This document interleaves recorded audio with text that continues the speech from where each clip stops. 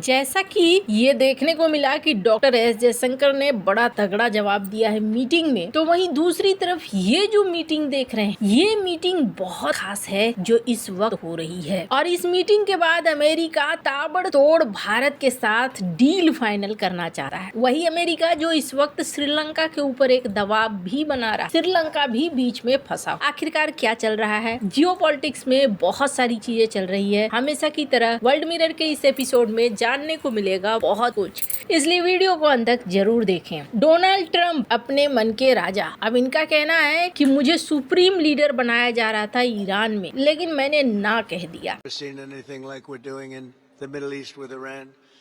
And they are negotiating, by the way, and they want to make a deal so badly, but they're afraid to say it because they figure they'll be killed by their own people.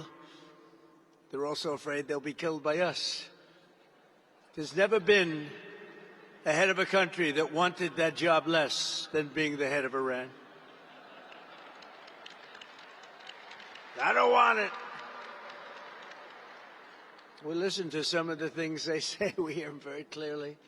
इस वक्त जो कहानी है ना बहुत complicated है और इस वक्त किसी की भी एंट्री जोखिम से भरी। पाकिस्तान को आप देख सकते हैं, पाकिस्तान के अंदर कैसी हड़बड़ी मची हुई है। एक तरफ बात हो रही है कि जल्द ही जेडी वेंस पाकिस्तान पहुंचेंगे और सुलह की बात हो सकती है। वहीं पाकिस्तान चाइना के एम्बेसडर को बता रहा है, समझा रहा है कि क्या हो रहा है, कौन क्या चाह रहा है। अब जरा सोचिए, क्या पाकिस्तान पर यकीन किया जा सकता है? चाइना के एम्बेसडर को पाकिस्तान के प्रधानमंत्री समझा रहे हैं। ये बहुत रेयर होता है अन्य देशों में कि प्रधानमंत्री चाइना के एम्बेसडर को समझाने जाएं, लेकिन पाकिस्तान में ये आम बात होती है। पाकिस्तान में चाइना का एम्बेसडर भी प्रधानमंत्री के बराबर का होता है। यानी हर एक बात की खबर, क्या हो रहा है, क्या बातचीत होनी है, क्या सुलह होनी है, सब चाइना के पास पहुँच रही। पाकिस्तान को लेकर ये भी कहा जा रहा है, कुछ एक्सपर्ट तो ये कह रहे हैं कि डोनाल्ड ट्रंप ने जानबूझकर उनसे पोस्ट करवाया है कि पोस्ट करो तुम। अब क्या सच है वो यही जाने। लेकिन भारत में जब ऑल पार्टी मीटिंग हो रही थी तो यही सवाल किया गया कि भारत क्यों नहीं शांति करवा रहा है। देखो तो पाकिस्तान शांति करवा रहा है, पाकिस्तान लाइमलाइट ले गया। इस पर डॉक्टर एस जयशंकर ने बयान दिया और कहा कि भारत कोई दलाल नहीं है, हम दलाल नहीं है और हम मध्यस्थता की तरफ नहीं जा रहे हैं। ये बात तो बिल्कुल सही है कि डोनाल्ड ट्रंप के बीच में जो भी आएगा वो बाद में फंसेगा। इसलिए बेहतर ये है कि इस मामले से दूरी बनाई जाए और पश्चिम एशिया के संकट को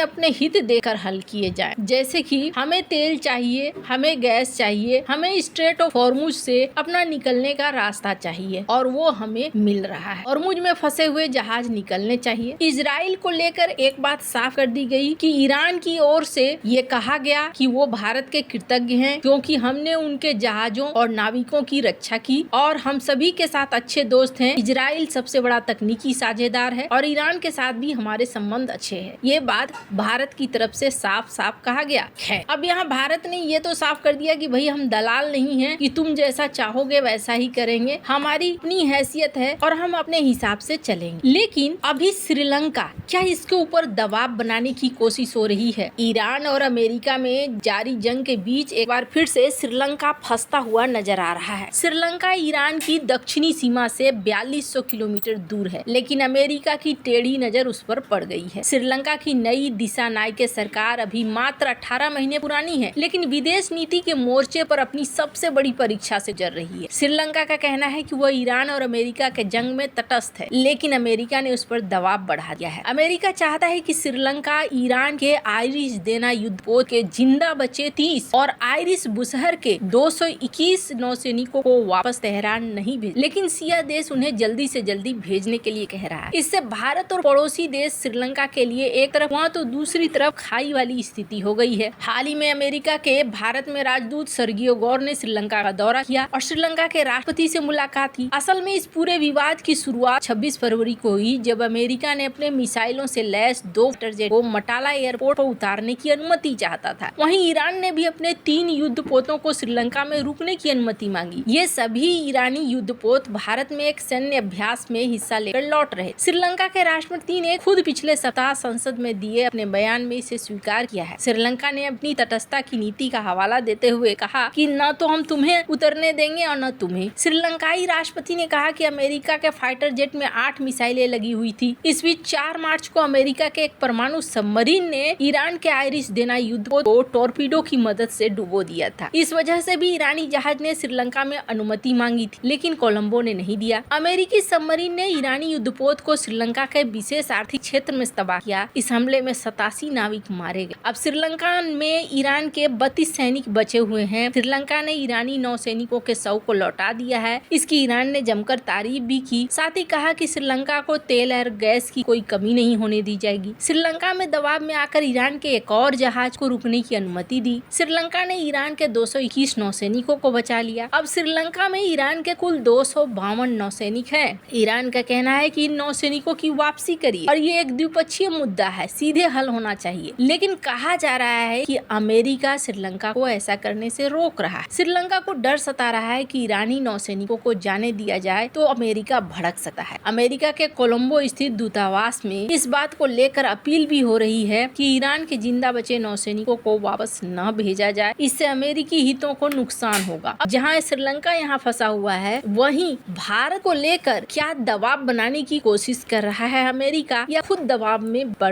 में जा रहा है। अमेरिका के भारत में राजदूत सर्जियो गौर ने US India defence policy group के बैठक में भारत और अमेरिका के बीच डिफेंस सहयोग को मजबूत करने पर जोर दिया। आपको पता है कि कॉल्बी इस वक्त आए हुए हैं भारत, और कल कॉल्बी ने कहा कि भारत को छोड़ा नहीं जा सकता है, भारत अनिवार्य है, भारत को छोड़कर नहीं बढ़ा जा सकता है इंडो पैसिफिक में। अगर इंडो पैसिफिक में आगे बढ़ना है तो भारत तो चाहिए ही चाहिए, यानी भारत साथ में खड़ा है। अब इस बीच ये भी देखने को मिल रहा है कि दोनों देश ताबड़तोड़ डिफेंस के मामले में आगे बढ़ना चाहते हैं और जल्दी से जल्दी समझौतों को पूरा करना चाहते हैं। अब भारत को आधुनिक हथियार भी देना चाहता है अमेरिका। आपको बता दूं, इंजन का मामला अभी तक अटका पड़ा है और इंजन की डिलीवरी में देरी से देरी हो रही है। GF414 इंजन तेजस MK2 और एमका के लिए इस पे 80% टेक्नोलॉजी ट्रांसफर होना है। ये मामला भी अभी थोड़ा अटका पड़ा है। तो अब देखने को मिल रहा है कि अमेरिका के अंदर एक छटपटाहट है। अमेरिका चाहता है जल्दी से जल्दी जेवेलियन एंटी टैंक मिसाइल का सौदा हो जाए, कई चीजें को प्रोडक्शन में हो, यानी दोनों देश मिलकर बनाए। अब क्यों है, इसके पीछे कारण है ईरान का युद्ध भी। ईरान जिस तरीके से अपने हथियारों का इस्तेमाल कर रहा है और उसके